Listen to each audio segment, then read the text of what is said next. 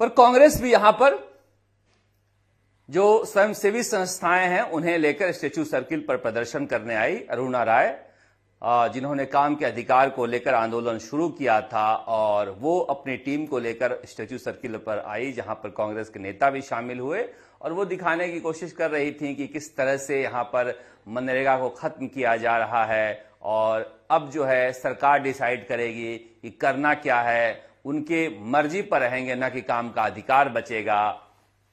ये धीरे धीरे खत्म करने की साजिश है। और बीजेपी के सम्मेलन में भजन लाल शर्मा समझा रहे थे कि कांग्रेस ने पिछले 15-20 सालों में गड्ढे ही खुदवाए हैं, कोई काम नहीं हुआ है विकास के लेकर, न ठीक से पैसे मिलते थे। 125 दिन का काम देंगे, पैसे मिलेगा और काम ऐसा होगा कि जनता के काम आएगा। अब देखिए दोनों में पता नहीं किसको जनता कितना समझती है, सुनती है, पर ये स्वयंसेवी संस्था या कह लीजिए अरुणा राय की जो के साथ काम करने वाले जो एनजीओ हैं उनकी बैठक थी। जो एनएसयूआई के प्रदेश अध्यक्ष हैं विनोद जाखड़, वो ड्रग्स के खिलाफ लगातार मुहिम चला रहे हैं और एक बड़ी समस्या है राजस्थान में जो श्रीगंगानगर से शुरू हुई थी और दौसा जयपुर जैसे छोटे जगहों पर भी काफी गंभीर रूप ले चुकी है, जहां पर बता रहे हैं कि अस्पताल में बड़ी संख्या में ड्रग्स के मरीज आ रहे हैं। उस आंदोलन को लेकर आगे बढ़ाएंगे, इसमें सचिन पायलट हिस्सा लेंगे। मगर मैं ये बीजेपी की राजनीति बताते बताते कांग्रेस की राजनीति क्यों बता रहा हूं। कांग्रेस की राजनीति पर लोग कहते हैं आप कांग्रेस की बात ज्यादा क्यों करते हो, क्योंकि दिलचस्प कांग्रेस की राजनीति होती है, बीजेपी की राजनीति में उतना रस नहीं है। वसुंधरा राजे को लेकर हमेशा कहता हूं कि एक कांग्रेसी मानसिकता की नेता हैं बीजेपी में, इसलिए वो रहती हैं, थोड़ा बहुत छौंक लगा रहता है, वरना मदन राठौड़ और भजन लाल शर्मा की राजनीति क्या बताएं आपको। मगर कांग्रेसियों की राजनीति दिलचस्प होती है। बताइए, संगठन सृजन अभियान के तहत रात रात भर लैपटॉप लेकर फीड करते थे डाटा और निकले क्या, सुनील शर्मा। और सुनील शर्मा जब निकले तो वो गए थे पुष्पेंद्र भारद्वाज के घर बधाई देने के लिए। क्यों गए थे? इसलिए गए थे कि पुष्पेंद्र भारद्वाज ने ट्वीट किया कि हमारी तपस्या में कोई कमी रह गई थी। मतलब कहने का था मेरा किस्मत ही खराब है। किस्मत तो वैसे भी खराब रहेगा जो सांगानेर से लड़ेगा, वरना मेहनत और संघर्ष में इतना बुरा नहीं जितना बताया जाता हूं, बस किस्मत मेरे साथ है इसलिए हर बार ठुकराया जाता हूं। दरअसल पुष्पेंद्र भारद्वाज को यूज किया है और मैं खुलेआम कहूंगा कि सारे कांग्रेस के नेताओं ने यूज किया है। भीड़ बुला ली, पैसे खर्च करवा लिए, सारा काम करवा लिए 5-7 सालों में, और जब जिला अध्यक्ष बनाने की बारी आई तो आश्वासन देते रहे, फिर कहे सुनील शर्मा से लोकसभा चुनाव के समय का कोई पुराना कमिटमेंट है, उसे पूरा करना होगा। अब पता नहीं कांग्रेस के कार्यकर्ताओं ने कितना फीडबैक दिया था सुनील शर्मा के लिए, पर मैंने कहा ना, जो कांग्रेस के वरिष्ठ नेता हैं और राहुल गांधी जैसे ही किसी विचार को सृजन करते हैं उसमें मट्ठा डालने के लिए निकल पड़ते हैं, और यही कांग्रेस की दिलचस्प राजनीति है। आप जितना देखोगे उतना मजा आएगा। गोविंद सिंह डोटासरा दोनों को बुलाए थे क्योंकि गोविंद सिंह डोटासरा लंबे समय से पुष्पेंद्र भारद्वाज को आश्वासन देते आए थे, और प्रभारी सुखजिंदर सिंह रंधावा कि हम तुम्हें जिला अध्यक्ष बनाएंगे, मगर आखिर में सुनील शर्मा निकले। आखिर में क्या 3-4 महीना पहले निकल गए थे, जब बातचीत शुरू हो गई थी, पुष्पेंद्र भारद्वाज को कानाफूसी का पता लग चुका था, तो उन्होंने बुलाया था, मगर यहां से निकलते ही पुष्पेंद्र भारद्वाज ने अपनी किस्मत को लेकर लिख डाला और उसके बाद फिर सुनील शर्मा भी पहुंचे। कांग्रेस का ये दिलचस्प राजनीति है जहां पर एक जिलाध्यक्ष के चुनाव के लिए इतना वेट करना पड़ता है और दिल्ली तक बड़े बड़े नेता दौड़ लगाते हैं। समझिए लोकसभा चुनाव में, विधानसभा चुनाव में इनके टिकट कैसे बांटे जाते हैं, राहुल गांधी के हर प्रोग्राम को, हर विचार को कैसे ये नेस्ता नाबूद करते हैं। और आखिर में डॉक्टर किरोड़ी लाल मीणा श्रीगंगानगर चले जाएं, अजमेर चले जाएं, इनके भी फॉलोअर कम नहीं है। हर जगह भीड़ आती है बाबा को सुनने के लिए, ऐसी इनकी इमेज बनी हुई है।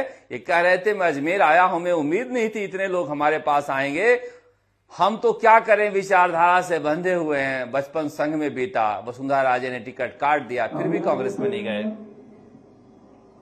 लेकिन ये तो बहुत बड़ा संगम हमारे अध्यक्ष जी ने, अध्यक्ष जी की टोली ने और हमारे सबसे बड़े गायक कलाकार, ये सबसे बड़े गायक कलाकार है। अभी बता रहे थे इसमें कि वसुंधरा राजे ने इनका टिकट काट दिया था, फिर भी हम नहीं छोड़े। उन्होंने अपना दुख जो है नरेश मीणा के मुद्दे पर भी बिना नाम लिए कहा कि और लोग कहते हैं कि आप कांग्रेस में क्यों नहीं गए, कांग्रेस में होते तो ये बन जाते, ये बन जाते, वो बन जाते। लेकिन मैं छोटी सी उम्र से ही राष्ट्रीय स्वयंसेवक संघ का स्वयंसेवक रहा। कांग्रेस में बनना आसान नहीं है बाबा। मैं मेडिकल कॉलेज बीकानेर में पढ़ता था तो उस समय इमरजेंसी लगी। इन्होंने कहा कि जब समझौता का मसला हुआ था तो हम गए थे जेल में मिलने के लिए, क्योंकि समाज के बच्चे थे, मिलने जाना जरूरी था। मेरे को भी जेल में डाल दिया। और तब से आज तक मैं मेरी पार्टी के साथ लगा रहा। आप जानते हो कितना परिश्रम किया, कितनी मेहनत की, कितने चुनाव जीते, कितने हारे। लेकिन हर विपरीत परिस्थिति में ये भाई बहन जो बैठे हैं उन्होंने मेरी मदद की, जिसके कारण मैं राजनीति में आज भी जिंदा हूं।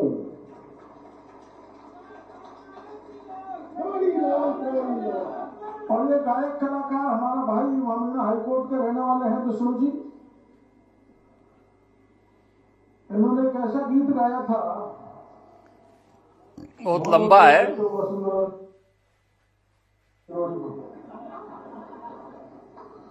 उस समय क्या वसुंधरा जी ने मेरे को पार्टी से निकाल दिया था। बिना बात आज हम दोनों एक ही पार्टी में। बिना बात तो नहीं है बाबा का मन भरता भी नहीं है। और मैं बार बार कहता हूं कि 2028 में बीजेपी के टिकट पे चुनाव लड़ेंगे इसकी गारंटी नहीं है। 2026 ये बिता लें, गुजार लें, ये बड़ी बात है। 2027 आते आते इनका भी मन भरेगा बीजेपी से और ये भी सड़क पर नजर आएंगे, क्योंकि मिजाज ही ऐसा है। अब कुछ आदतें तो उम्र के साथ, वक्त के साथ परफेक्शन में आती हैं, बदलती तो है नहीं। पर एक और आंदोलन हुआ बीकानेर में, खेजड़ी बचाओ आंदोलन, और जिस तरह से बड़ी संख्या में भीड़ आई, ये दिखाता है कि राजस्थान में पर्यावरण को बचाने के लिए लोगों में कितना जोश है। और सभी पार्टियों के लोग गए। हनुमान बेनीवाल ने भी इसका समर्थन दिया था। लोकसभा चलना था, एक दिन पहले ही जाकर आए थे बीकानेर। और रविंद्र सिंह भाटी हों या फिर दूसरे नेता हों, महेंद्र बिश्नोई हों, उन्होंने कहा सलमान खान का क्या हाल किया था, हमने याद ही होगा। खेजड़ी की कटाई सोलर की वजह से वहां पर शुरू हो गई है और वहां के लोगों का एक लगाव है, खास तौर से बिश्नोई समाज का, खेजड़ी के पेड़ के प्रति। और इसी वजह से इतनी बड़ी संख्या में देखिए किस तरह से बीकानेर में लोग प्रकृति को बचाने के लिए उतरे हैं। ये बड़ी बात है। लोगों में आज भी पर्यावरण के लिए, खास तौर से बिश्नोई समाज में, तमाम आधुनिकताओं के बावजूद अपने जड़ों से जुड़े रहने के लिए कितना संकल्प है, ये दिखाता है। आप देखते राजस्थान तक। नमस्कार। जयपुर से शरद कुमार।